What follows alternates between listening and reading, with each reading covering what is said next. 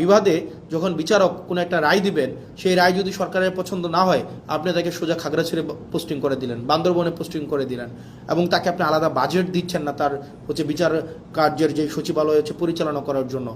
সেই জায়গা থেকে আপনি একটা মন্ত্রণালয়ের অধীনে রেখে, আইন মন্ত্রণালয়ের অধীনে রেখে আপনি কখনোই স্বাধীন, অবজেক্টিভ, বস্তুনিষ্ঠ, নিরপেক্ষ বিচার বিভাগ আপনি কখনোই এনশিওর করতে পারবেন না।